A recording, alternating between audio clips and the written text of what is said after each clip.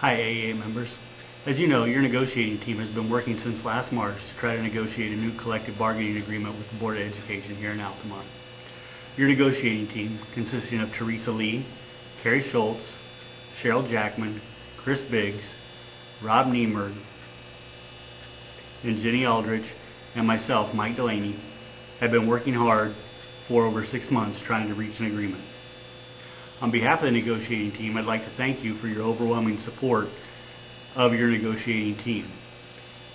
The job of negotiating is made much more tolerable and much more rewarding knowing that we have the support of the association. I wish I could tell you that after 6 months of negotiating that we'd reached an agreement, or at least we're close. The fact is, we have not reached an agreement. Our Board of Education, led by Board President Jim Holland and Superintendent Jeff Fricknick, do not value the service of the 62 teachers in the Altamont Education Association.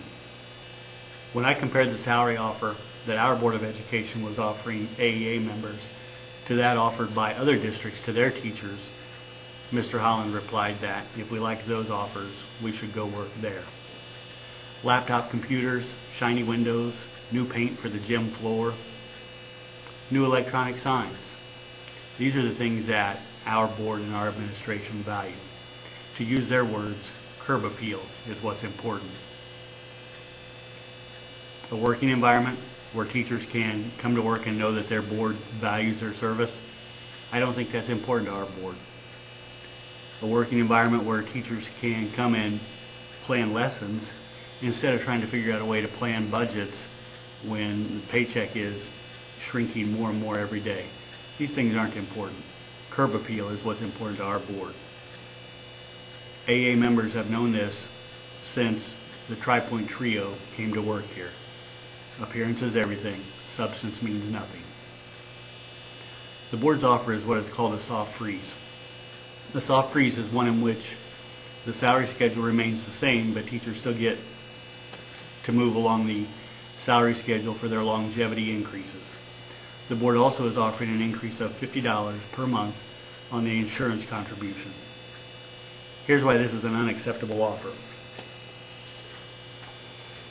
A teacher with a bachelor's degree who is on step 9 of the salary schedule will get $761 in longevity bonus by moving up a step. That's $63.41 per month.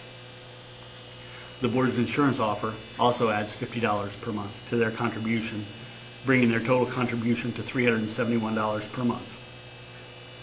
If that same teacher has the gold plan on family insurance, their insurance cost has already gone up $193 this month. Now, that teacher would be on step 10. Their insurance has increased $193 per month. Their increase in salary plus their increase in insurance only totaled $113.41 per month. This means that this teacher has a net loss of $80 per month, or $960 per year.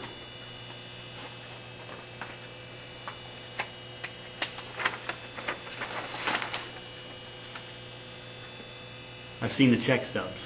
We have teachers in this district that have no choice. They have to have family insurance. Our school board that we have elected does not feel obligated to ensure that our teachers can afford to work here. In fact, as they've stated, if we don't like their offer, we should go somewhere else. This is unacceptable. Our superintendent was the only person in this area that got to vote on the insurance increase. He sits on the board of Egyptian Trust, and he voted yes for an 18% increase in the insurance rate.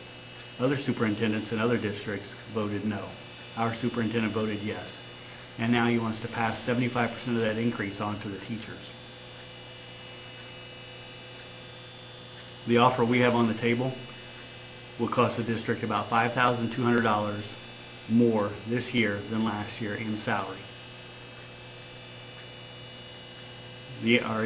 Our insurance increase will be $39,600. That might sound like a lot, but keep this in mind.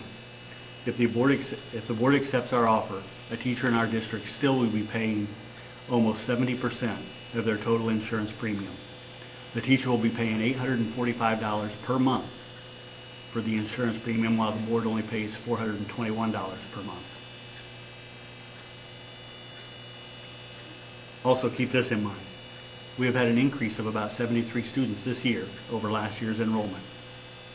That 73 student increase translates into about $425,000 more in general state aid next year than this year, assuming that the state pays state aid next year the exact same way with no increase as they did this year. So $425,000 more in state aid next year. Also, keep this in mind when wondering whether the board can afford our proposal. $45,000. That's the cost of the new electronic sign out on Route 40. $31,000. That's the cost of the new tech person that's required in order to be able to adequately implement the one-to-one computer initiative at the high school. $110,000. That's the cost of the laptops for the high school this year. That does not count laptops that will have to be purchased next year when the program is expanded to the junior high. Grades 5 through 8 are planned next year to get laptops also. It will be at least another $110,000 next year. $55,000. That's the salary for the new maintenance supervisor that we hired this year. We've never had that position before, but we created it this year. $241,000. That's the total amount of the discretionary spending that we know of this year alone. $241,000 in new spending this year. And that doesn't count the $4.1 million that was bonded for improvements to the high school and life, health, safety issues at the high school. I mentioned a couple of new hires, and so I want to make something clear. I'm not attacking either of the new hires. They're probably both good people. They appear to be good people. They appear to be hardworking people, and I'm sure they're doing the job that the district has asked them to do and doing it well. What I'm attacking is the hypocrisy of our Board of Education and administration that says on one hand the school district is broke and can't afford to help a teacher make sure that they're taking home at least as much money this year as what they took home last year. I'm attacking the hypocrisy of that argument that says we have no money but still goes on spending money. The bottom line is this. The administration says that we shouldn't be able to take home the same money this year as we did last year. They believe AEA is weak, and if they push a little bit, we'll give up. I say it's time for us to stand up and fight and show them that we think we're worth more than that. Thank you.